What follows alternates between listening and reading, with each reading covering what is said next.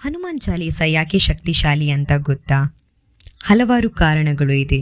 ಇದು ರಚನೆ ಮಾಡುವಾಗ ಬರೀ ಹಿಂದಿ ಮತ್ತು ಸಂಸ್ಕೃತದಲ್ಲಿ ಆಗಿಲ್ಲ. ಅಯೋಧ್ಯೆಯನ್ನ ಅವಧಪುರಿ ಅಂತ ಕರೀತೇವೆ, ಆದರೆ ಅವಧಪುರಿಯ ಸ್ಥಳೀಯ ಭಾಷೆಯಾದ ಅವಧಿಯಲ್ಲಿ ಇದರ ರಚನೆಯಾಗಿರೋದು. ಹಾಗೂ ಇದು ರಾಮ ಮತ್ತು ಹನುಮಂತ ದೇವರಿಗೆ ಹತ್ತಿರವಾದ ಭಾಷೆಯಾಗಿದೆ. ಅದರಲ್ಲಿಯೂ ಇದರ ರಚನೆ ಮಾಡಿರುವವರು ಕೂಡ ಸ್ವತಃ ಹನುಮಂತ ದೇವರ ದರ್ಶನ ಪಡೆದುಕೊಂಡ ಹಾಗೂ ಸಾಕ್ಷಾತ್ಕಾರ ಪಡೆದುಕೊಂಡ ಸ್ವಾಮಿ ತುಳಸಿದಾಸರು. ಇವರು ಅಪಾರ ರಾಮ ಭಕ್ತರು. ಇದರ ಒಟ್ಟಿನಲ್ಲಿ ಅವರು ಆಸ್ಟ್ರಾಲಜರ್ ಕೂಡ ಆಗಿದ್ದರು. ಇವರು ಭೂಮಿ ಮತ್ತು ಸೂರ್ಯರ ಮಧ್ಯೆ ಇರುವ ಅಂತರವನ್ನು ಸ್ವತಃ ಹನುಮಾನ್ ಚಾಲೀಸದಲ್ಲಿ ನಮಗೆ ತಿಳಿಸಿಕೊಟ್ಟಿದ್ದಾರೆ. ಇವರು ಪ್ರವಚನ ಮಾಡುವಾಗ ಸ್ವತಃ ಹನುಮಂತ ದೇವರೇ ವೇಷವನ್ನು ಬದಲಾವಣೆ ಮಾಡಿಕೊಂಡು ಕುಳಿತು ಕೇಳುತ್ತಿದ್ದರಂತೆ.